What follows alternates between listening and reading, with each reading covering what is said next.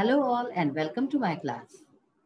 आज आपण इंग्लिशच्या आपल्या या क्लासमध्ये द लास्ट लेसन आपण जो वाचणं सुरू केलं होतं आपल्या मागच्या सेशनमध्ये त्यालाच कंटिन्यू करू आणि कहाणी पुढे काय वाढते ते बघूया.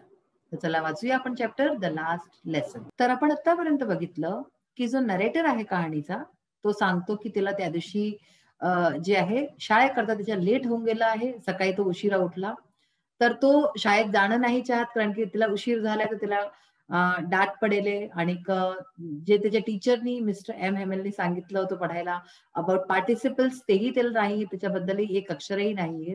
तर तो तिथून पळून जाणं चाहतो आणि मग तो बाहेरचं जे वातावरण आहे सराउंडिंगचं त्याचं तो वर्णन करतो की कशा प्रकारे बाहेर खूप सुंदर चिमण्यांच्या आवाज येतात ते आणि जे प्रुशियन सोल्जर्स आहे त्यांच्या ड्रिलिंगच्या आवाज येतात ते सगळे होतात त्याचं तो वर्णन करतो.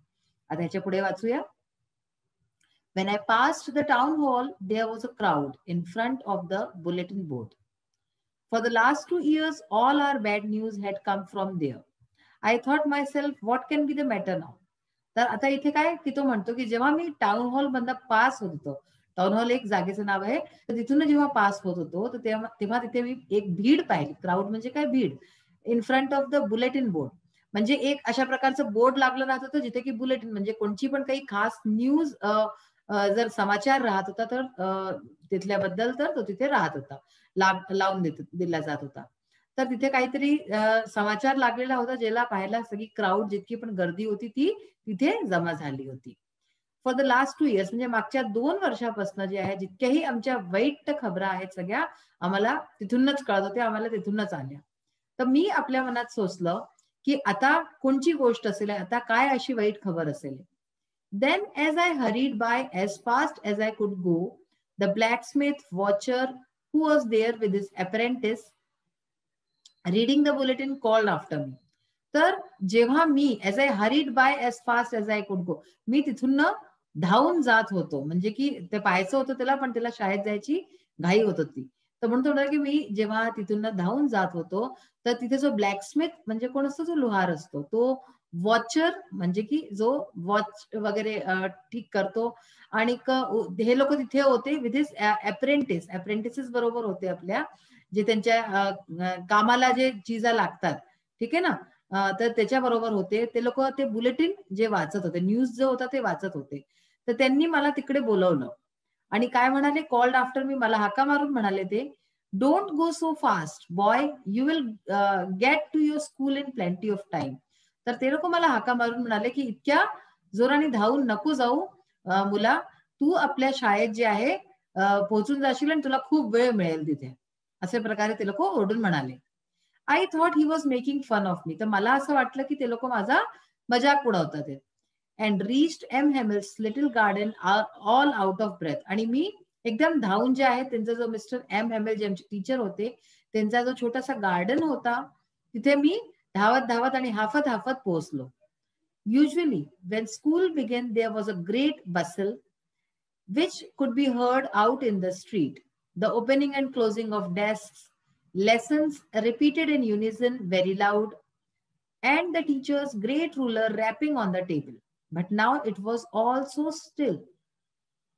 आता इथे काय इथे ते शाळेचं जे क्लासरूमचं बाहेरचं तसला वर्णन करतात ते म्हणतात की युजली नेहमी म्हणजे की तसं जास्त तर जे आहे जेव्हा शाळा सुरू होत होती वेन स्कूल बिगन जेव्हा शाळा सुरू होत होती तर तेव्हा देअर वॉज अ ग्रेट बसल म्हणजे काय आता तुम्ही जसं शाळा सुरू होत जाता तर काय होतं खूप मुलं लवकर लवकर येत असतात आणि सगळ्यांना जायची घाई असते ना तर एकदम अफरातफरी असते which could be heard out in the street जे की बाहेर सडकेपर्यंत ज्याची आवाज येत होती गल्लीपर्यंत आवाज येत होती इतका म्हणजे की शोरशराबा होत होता.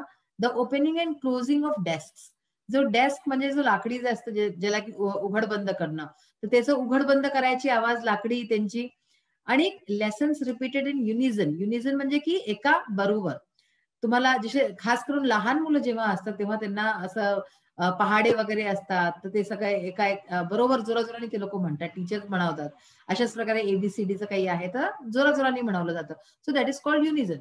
तर म्हणतात की ओपनिंग क्लोजिंग ऑफ डेस्कला उघड बंद करणं लेसन्स जे एका बरोबर सगळे बोलले जात होते व्हेरी लाऊड जोराजोरानी and the teacher's great ruler rapping on the table आणि टीचरचे जे रुलर म्हणजे काय जे हे असतं ना स्केल वगैरे रुलर म्हणतो पण ज्याला, ते जोराजोराने टेबलवरती हपटायच्या आवाज या सगळ्या आवाजा तिथे येत होत्या. But now it was also steel. पण आज सगळं एकदम स्टील होतं, शांत होतं. Through the window I saw my classmates. तर मी खिडकीतनं आपल्या क्लासमेट्सला, जे माझे सहपाठी होते त्यांना बघितलं. Already in their place. ते लोक आपल्या जागेवरती आधीच होते. And M. Hemel walking up and down with his terrible iron ruler under his arm. आणि जे एम हेमेल जे टीचर होते ते वरती खालती म्हणजे चालत होते. आपल्या जो टेरिबल, जो भयानकसा त्यांचा आयरन रुलर होता, लोह्याचा जो त्यांचा रुलर होता, त्याला आपल्या आर्म मध्ये, आर्म म्हणजे काय, इथे असं असं दाबून अशा प्रकारे ते चालत होते. I had to open the door and go in before everybody. तर मला दार उघडावं लागलं आणि सगळ्यांच्या समोरून आत यावं लागलं. You can imagine how I blushed and how frightened I was. तर तुम्ही कल्पना करू शकता की मी किती लाजिरवाणा झाला असणे आणि मला किती भीती वाटत होती. कारण की सगळेजण समोर बसले, सगळे ऑन द टाइम पोहोचून गेलेले होते आणि मी सगळ्यात लास्ट पोहोचलो, म्हणून मला खूप लाजिरवाणा होत होतं. But nothing happened. पण काहीच नाही झालं. M Hamel saw me and said very kindly. M हेमेलनी मला बघितलं आणि खूप प्रेमाने आणि काइंडली बोलले, go to your place quickly little friends, we were beginning without you. ते म्हणाले की आपल्या जागेवरती लवकर जा लिटिल फ्रेंड. म्हणजे लहान लहान, लिटिल म्हणजे लहान, फ्रेंड्स त्याचं नाव होतं मुलाचं, जो नरेटर आहे. We were beginning without you. आम्ही तुझ्या बगैरच सुरू करणार होतो नाही तर. I jumped over the bench and sat down at my desk. तर मी आपल्या लवकरशी धावून जे आहे आपल्या बेंचवरती गेलो आणि खालती बसून गेलो. When I had got a little over my fright, I saw that our teacher had on his beautiful green coat. तर जेव्हा मी आपल्या बसलो जागेवरती आणि माझी भीती थोडीशी दूर झाली, तेव्हा मी पाहिलं की आमचे टीचर जे होते, एम एम एल होते, यांनी आज खूप सुंदर एक ब्युटिफुल हिरव्या रंगाचा कोट घातला होता. हिज फ्रिल्ड शर्ट, त्यांचा शर्ट जो होता तो फ्रिल्ड होता, म्हणजे की कोणत्या खास मोक्यावरती घालायवाला अशा प्रकारचा होता. Frilled shirt and the little black silk cap. आणि छोटीशी काळ्या रंगाची सिल्क कॅप त्यांनी घातली होती. All embroidered. चारीकडे ती एम्ब्रॉयडरी म्हणजे काय, जे कढाई असते, कढाई वगैरे केली जाते ना जे कपड्यांवरती, तशी कशीदाकारी ती. आणि that he never wore except on inspection and prize days. जे की ते कधी नव्हते घालत, नेहमी नुसती कधी कोणत्या शाळेत इन्स्पेक्शन म्हणजे कोणी बाहेर नाही येत होतं बघायला, किंवा प्राइज डिस्ट्रीब्युशन होत होतं, लोकांना काही प्राइज वगैरे दिले जात होते, तेव्हाच घालत होते. म्हणजे खास मोक्यांवरतीच ते असे सगळे कपडे घालत होते, फ्रिलवाला शर्ट, कॅप, हे सगळं. Besides the whole school seem so strange and solemn. तर आणि ह्याच्या व्यतिरिक्त जो पूर्ण शाळा होती आज, ती खूप विचित्र आणि सोलम म्हणजे सिरियस वाटत होती. खूपच जास्त सिरियस दिसत होतं सगळं काही. अगदी गंभीर होतं वातावरण. But the thing that surprised me most was to see on the back benches. तर पण मला जे सगळ्यात जास्त सरप्राईज झालं, ज्या गोष्टीने आश्चर्य वाटलं, तो कोणत्या गोष्टीने होता की मी पाहिलं की मागे बॅक बेंचेस मध्ये, म्हणजे की सगळ्यात शेवटी जे आहे, the village people sitting quietly like ourselves. की जे गावांचे जे लोक होते ते आमच्याच सारखे मागे बसलेले होते. ओल्ड हॉझर म्हणजे की हॉझर म्हणजे की म्हातारे, वृद्ध व्यक्ती असे. आणि विथ हॉझर तुम्ही आजोबा असं समजू शकता की कोणी आजोबा. आणि with his 3 cornered hat. 3 corner म्हणजे 3 अशी तिकोनी अशी ट्रँगल टाईपची त्यांची हॅट होती, तिथे लावली होती त्यांनी. द फॉर्मर मेयर, जुने जे आमचे मेयर होते, फॉर्मर पोस्ट मास्टर होते, अँड सेव्हरल अदर बिसाइड्स. आणि काही बहुत सारे लोक होते जे मागे बसले होते. Everybody looked sad. आणि प्रत्येक जण जे आहे खूप दुःखी दिसत होतं. म्हणजे ते मला काही कळत नव्हतं की काय चाललंय. While I was wondering about it all, M. Hemmel mounted his chair and in the same grave and gentle tone which he had used to me said. तर जेव्हा मी या सगळ्या बाबतीत सोचतच होतो की हे चाललं काय, लोक का बसले, तेव्हाच जे आहे एम हॅमेल जे होते त्यांनी आपली चेअर अशी उचलली, अशी मागे किसकवली आणि अशाच गंभीर आवाजामध्ये आणि जेंटल टोन मध्ये बोलले, जसे की ते माझ्याशी बोलले होते तशाच प्रकारे ते बोलले. My children, this is the last lesson I shall give you. की माझ्या मुलांनो, हा आज शेवटला पाठ आहे जो मी तुम्हाला शिकवणार आहे. The order has come from Berlin to teach only German in the schools of Alsace and Lorraine. तर असा ऑर्डर आलाय बर्लिनहून की फक्त आता शाळेमध्ये, एल्सेस आणि लॉरियनच्या शाळांमध्ये जर्मन शिकवली जाईल. The new master comes tomorrow. तर तुमचा नवीन मास्तर उद्या येईल. This is your last French lesson. I want you to be very attentive. तर आजचा हा फक्त हा तुमचा लास्टचा फ्रेंच लेसन आहे. तर मी चाहतोय की तुम्ही सगळे अटेंटिव्ह हो आणि लक्ष देऊन हे सगळं ऐका. तर अशा प्रकारे हे कळलं की सगळं का हे सगळं चाललं होतं अशा प्रकारच्या गोष्टी. ह्याचा पुढचा आपण लेसन जो आहे तो आपल्या नेक्स्ट सेशन मध्ये वाचूया. So now we will continue with our English workshop.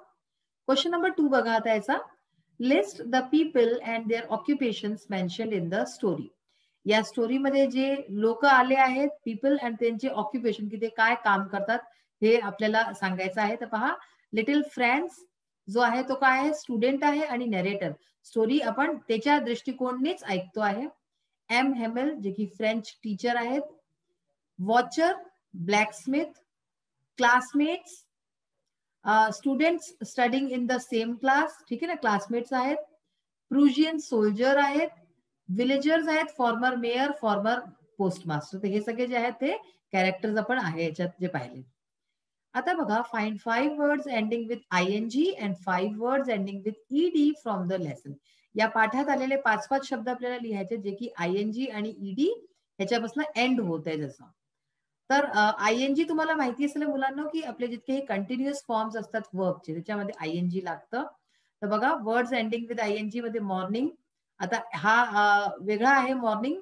मॉर्निंगचं म्हणजे की आपलं नाव होऊन जाईल morning, scolding, spending, running, chirping. आणि words ending with ED, ED मध्ये बघा started, past, hurried, happened, frightened. All these are words ending with ED. हे खूप सोपं होतं. अशा प्रकारचा प्रश्न आला तर तुम्ही अगदी आरामाने करू शकताय. नेक्स्ट बघा, find 5 examples of commonly used past participles from the story. तर आपण पाहिलं होतं की तो जो ह्यांचा टीचर होता एम हेमेल, तो यांना पार्टिसिपल्स शिकवणार होता. तर ह्याच्यावरती बेस्ड करून हा क्वेश्चन बनलेला आहे की पास्ट पार्टिसिपल्स ह्याच्यातनं काढायचे आहेत आपल्याला कॉमनली युज्ड. तर commonly used past participles from the passage story मधनं कोणते आहेत ते गॉट, सॉ, वोर, केम, पुट. 5 विचारले होते म्हणून आपण 5च लिहिले आहेत आणि एक विचारले होते तर अनेक लिहावे लागतात. नेक्स्ट आहे question number 6. Fill in the following blanks using proper words from who, when, what, how और वाय. हे शब्दांचा यूज करून आपल्याला फिल इन द ब्लँक्स ते करायचे आहेत. पहा, हु म्हणजे काय असतं, कोण. वेन म्हणजे केव्हा. व्हॉट काय. हाऊ म्हणजे कसं. आणि वाय म्हणजे का, कशाला, असं का झालं. बघा, she started jumping for joy when she heard the news. तर इथे वेन हाच करेक्ट जो आहे वर्ड आहे. ती जे आहे खुशीने उचलू लागली जेव्हा तिने ऐकली, न्यूज ऐकली. You must tell why I mustn't do it. तर तुला सांगावं लागेल की मी हे का नको करू, का नको करू. What I mustn't do it नाही, why I mustn't do it हेच होईल इथे. हाच जो आहे वर्ड बरोबरीचा आहे. The person who is making. आता पर्सन आहे ना इथे, माणसाची गोष्ट म्हणून ते हु येईल. The person who is making the speech is my friend. जो व्यक्ती जो स्पीच देतोय तो माझा मित्र आहे. They wondered what had happened to him. त्यांनी सोचलं की काय झालं असेल, त्याला काय झालं असेल. You must show me how to mix the solutions. तुला मला दाखवावं लागेल, तुला मला दाखवलं पाहिजे की हे सगळं कसं, हे सोल्युशन कसं मिक्स केलं पाहिजे. हाऊ म्हणजे काय, कसं असतं ना.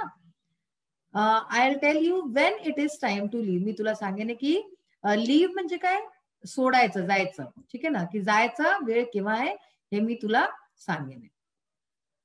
आता बघा, क्वेश्चन आहे why was France sad. France का सॅड झाला.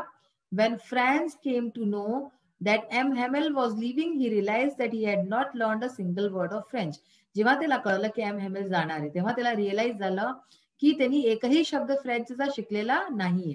हिज ओन लँग्वेज, जी की त्याची स्वतःची भाषा आहे, मातृभाषा आहे. And now they will start teaching German. आता त्याला दुसरी भाषा शिकावी लागेल, German. He was also sad thinking about the condition of M Hamel who was leaving the school after 40 years of faithful service. तो दुःखी म्हणूनही होता की एम हेमेल जे की 40 वर्षापासून इथे शिकवत होते ते शाळा सोडून जाणार होते. तर त्यांच्या बाबतीत सोचूनही त्याला दुःख वाटलं. आणि लास्ट क्वेश्चन आहे what should people never lose even when they lose freedom. लोकांना काय वस्तू नाही सोडली पाहिजे, जरी त्यांचं जे आहे फ्रीडम, स्वतंत्रता गेली तरी काय वस्तू आहे जी नाही सोडली पाहिजे. People should never lose their own language. आपली जी मातृभाषा आहे ती कधीच सोडली नाही पाहिजे. Even when they lose their freedom, जरी त्यांनी आपली फ्रीडम हरवली तरी सुद्धा भाषा आपली कधी पण जे आहे सोडली नाही पाहिजे. तर आज जे आहे आपण अनेक चॅप्टर वाचलं आणि बघितलं की पुढे चॅप्टर मध्ये काय झालंय. नेक्स्ट सेशन मध्ये पाहू की पुढे आणि काय होईल आणि कशा प्रकारे एम हेमल जे आहे या गोष्टीला सगळ्यांना म्हणजे की सांगतील आणि कसं त्यांना आणि काय चांगल्या गोष्टी टीच करतील. So we will meet in the next session. Till then bye, have a nice day. Thank you.